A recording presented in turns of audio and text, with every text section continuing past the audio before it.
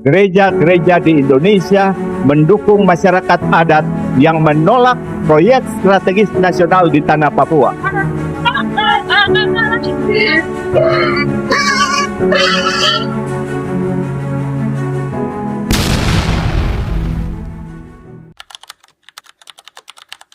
Assalamualaikum warahmatullahi wabarakatuh. Salam orasi kritis. Saudara-saudara sebangsa dan setanah air, sebuah film dokumenter diputar di kampus, lalu acara nonton barengnya dibubarkan. Bukan karena keributan penonton, bukan karena bentrokan, tapi karena isi filmnya dianggap sensitif. Film itu berjudul Pesta Babi, kolonialisme di zaman kita. Dalam beberapa hari terakhir, namanya mendadak ramai diperbincangkan setelah sejumlah pemutaran dan diskusi disebut dihentikan aparat di beberapa daerah. Sebagian orang menganggap film ini penting untuk membuka diskusi soal Papua, tanah adat, dan relasi kekuasaan. Tapi di sisi lain ada juga yang menilai film ini provokatif, sensitif, bahkan berpotensi memicu konflik. Pertanyaannya sekarang bukan cuma soal filmnya, saudara-saudara, tapi juga soal sesuatu yang lebih besar. Seberapa jauh kebebasan berekspresi bisa hidup di ruang publik Indonesia hari ini? Dan ketika sebuah karya dianggap mengganggu stabilitas, apakah pembubaran menjadi jawaban yang tepat? Sebelum kita masuk ke analisis lebih dalam, kita lihat dulu trailer filmnya. Silakan menyaksikan.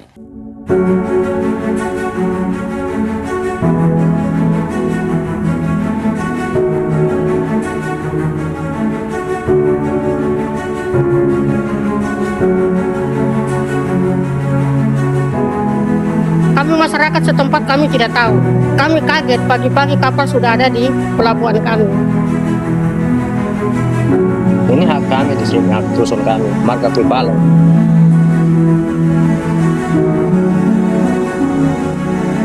Saya telah mencanangkan bahwa Indonesia harus segera swasembada pangan dalam waktu yang sesingkat-singkatnya. Di daerah Papua pun harus ditanam kelapa sawit supaya bisa menghasilkan juga BBM dari kelapa sawit.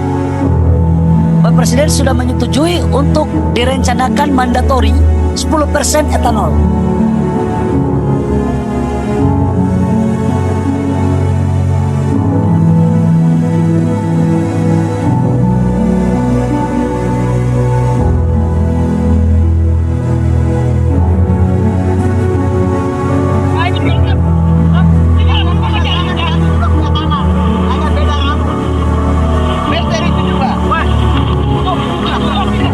Salib sudah digeser, masih datang lagi nih senjata nih mereka.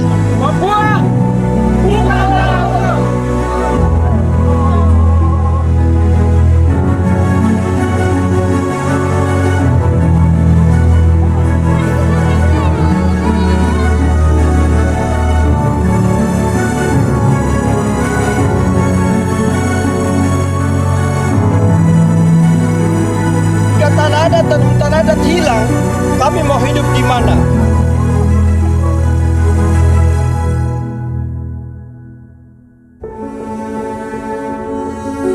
Gereja-gereja di Indonesia mendukung masyarakat adat yang menolak proyek strategis nasional di tanah Papua.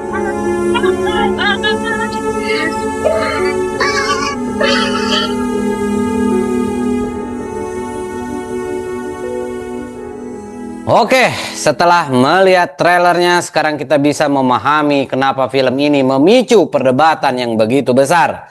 Tapi pertanyaan pentingnya adalah apakah kontroversinya benar-benar berasal dari isi filmnya atau justru dari cara negara dan masyarakat merespon film tersebut. Di bagian ini kita akan membahasnya secara lebih tenang dan lebih mendalam. Kalau kita melihat kasus ini secara permukaan, mungkin pertanyaannya sederhana. Kenapa sebuah acara nonton bareng film dokumenter bisa sampai dibubarkan? Tapi semakin kita telusuri, semakin terlihat bahwa kontroversi ini bukan hanya soal film. Ini soal sensitivitas Papua, soal ruang kritik dan soal bagaimana negara merespon narasi yang dianggap mengganggu stabilitas. Di beberapa daerah, pemutaran film ini dihentikan sebelum acara berjalan. Salah satu yang paling ramai terjadi di Universitas Mataram. Menurut pemberitaan detik.com, pihak kampus menyatakan pembubaran dilakukan demi menjaga keamanan dan ketertiban lingkungan kampus. Artinya alasan resmi yang digunakan bukan isi filmnya secara langsung, melainkan potensi dampak sosial setelah film diputar. Dan disinilah pola yang sering muncul dalam banyak kontroversi di Indonesia ya. Sebuah karya dianggap sensitif, lalu muncul kekhawatiran akan reaksi publik, dan akhirnya kegiatan dihentikan atas nama kondusivitas. Masalahnya, istilah menjaga kondusivitas ini sangat luas, karena hampir semua diskusi kritis bisa dianggap berpotensi menimbulkan kegaduhan. Kontroversi semakin besar ketika muncul laporan keterlibatan aparat TNI dalam pembubaran nobar di Ternate. Anggota DPR TB Hasanuddin bahkan menyebut tindakan tersebut berpotensi melampaui kewenangan TNI dalam negara demokrasi. Kritiknya sederhana, kalau memang ada masalah hukum terhadap film ini, seharusnya diselesaikan melalui mekanisme hukum, bukan lewat pembubaran langsung. Dan sejak titik itu pembahasannya berubah total. Film ini tidak lagi hanya dibicarakan sebagai dokumenter, tapi sebagai simbol pertanyaan yang lebih besar. Apakah ruang berekspresi di Indonesia sedang menyempit? Beberapa anggota DPR menyebut pembubaran ini sebagai bentuk pembungkaman kebebasan berekspresi. Tapi di sisi lain ada juga kelompok yang mendukung penghentian pemutaran film ini karena dianggap provokatif dan sensitif terhadap isu Papua. Jadi perdebatan publik akhirnya terbelah menjadi dua kubu besar. Satu pihak berbicara tentang demokrasi dan hak sipil, sementara pihak lain berbicara tentang stabilitas dan keamanan nasional. Dan kalau kita jujur saudara-saudara, kedua argumen ini sama-sama punya kekuatan emosional di mata publik Indonesia. Karena Indonesia memang punya sejarah panjang terhadap isu-isu sensitif, komunisme, separatisme, konflik identitas hingga Papua.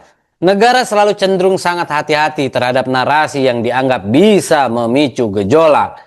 Ketua DPR Puan Maharani juga menyebut isu ini akan ditindaklanjuti di DPR ya, walaupun ini sensitif. Ini penting karena artinya polemik film ini sudah naik level ya saudara-saudara. Dari sekedar kontroversi komunitas menjadi perdebatan nasional tentang batas kebebasan berekspresi.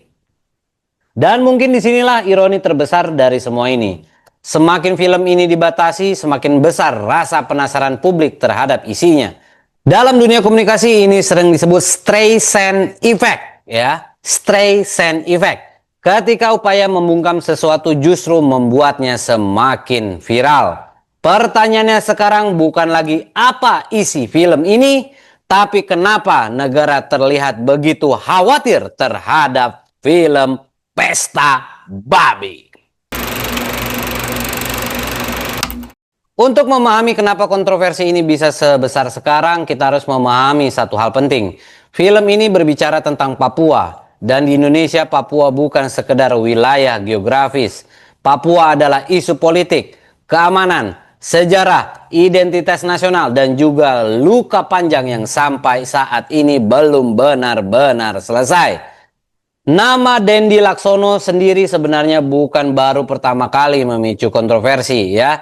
Sebelumnya beberapa karya dokumenternya juga sering mengangkat isu lingkungan, hak asasi manusia, oligarki, hingga konflik agraria. Karena itu banyak orang melihat film Pesta Babi ini bukan hanya sebagai film, tetapi sebagai bagian dari tradisi dokumenter kritik sosial. Dan disinilah perbedaan mulai menjadi lebih rumit saudara-saudara. Pendukung film ini menganggap dokumenter adalah alat untuk menyuarakan realitas yang jarang muncul di media arus utama. Mereka percaya bahwa seni dan film memang seharusnya boleh mengkritik kekuasaan, bahkan ketika kritik itu terasa tidak nyaman. Komnas HAM ikut menyoroti pembubaran pemutaran film ini. Mereka menilai kegiatan diskusi dan pemutaran film merupakan bagian dari kebebasan berekspresi yang dijamin dalam negara demokrasi. Dan kritik seperti ini penting dicatat. karena menunjukkan bahwa polemiknya bukan lagi soal suka atau tidak suka terhadap filmnya, tapi saat bagaimana demokrasi bekerja ketika menghadapi kritik. Karena demokrasi sebenarnya diuji bukan ketika semua orang setuju. Demokrasi diuji justru ketika muncul pendapat yang dianggap mengganggu, sensitif, atau tidak nyaman didengar. Dalam laporan Kompas, sejumlah pihak menilai respon terhadap film ini terlalu berlebihan. Karena sampai sekarang belum ada keputusan hukum yang menyatakan film tersebut dilarang secara resmi. Artinya yang terjadi di lapangan lebih banyak didorong oleh tekanan sosial dan kekhawatiran politik dibanding proses hukum formal. Tapi saudara-saudara, kalau kita melihat dari sudut pandang negara, kekhawatiran terhadap isu Papua juga bukan sesuatu yang muncul tiba-tiba. Pemerintah Indonesia selama puluhan tahun menghadapi persoalan separatisme, konflik bersenjata, disinformasi internasional, dan tekanan HAM global terkait Papua. Karena itu negara cenderung sangat sensitif terhadap narasi yang dianggap bisa memperburuk situasi. Beberapa pengamat kemudian mencoba mengambil posisi tengah yang netral. Mereka menilai negara memang punya tanggung jawab menjaga stabilitas nasional. Tetapi pembatasan ekspresi juga tidak boleh dilakukan secara sewenang-wenang. Karena ketika ruang diskusi semakin sempit, ketidakpercayaan publik justru bisa semakin besar. Dan mungkin di titik inilah kita harus mulai melihat persoalannya secara lebih dewasa. Tidak semua kritik adalah ancaman negara, tapi juga tidak semua narasi bebas dari dampak sosial dan politik. Yang diperlukan demokrasi bukan pembungkaman total dan bukan juga kebebasan tanpa batas. Yang diperlukan adalah ruang diskusi yang sehat. Karena pada akhirnya pertanyaan terbesar dari polemik ini bukan hanya tentang film Pesta Babi, tapi tentang Indonesia sendiri. Apakah kita cukup dewasa untuk menghadapi kritik tanpa rasa takut? Atau justru semakin takut terhadap percakapan yang berbeda? Saudara-saudara sebangsa dan setanah air, pada akhirnya setuju atau tidak setuju terhadap isi film ini adalah hak masing-masing. Tapi satu hal yang tidak boleh hilang dalam masyarakat demokratis adalah ruang untuk berdiskusi. Karena ketika sebuah karya langsung dibungkam sebelum diperdebatkan, publik justru kehilangan kesempatan untuk menilai sendiri secara kritis.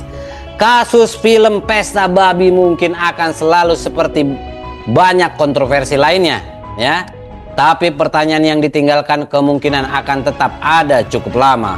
Tentang kebebasan berekspresi, tentang batas kekuasaan, dan tentang seberapa siap Indonesia menghadapi kritik di era digital. Kalau menurut kalian bagaimana? Apakah pembubaran nobar film ini memang diperlukan demi menjaga stabilitas? Atau justru menjadi tanda bahwa ruang kritik di Indonesia semakin sempit? Tulis pendapat kalian di kolom komentar, dan kalau kalian suka pembahasan seperti ini jangan lupa subscribe dan nyalakan loncengnya. Karena di channel ini kita tidak hanya mengikuti berita, kita mencoba memahami apa yang sebenarnya terjadi di baliknya. Saya Orasi Kritis, tetap waras, sampai jumpa di orasi berikutnya.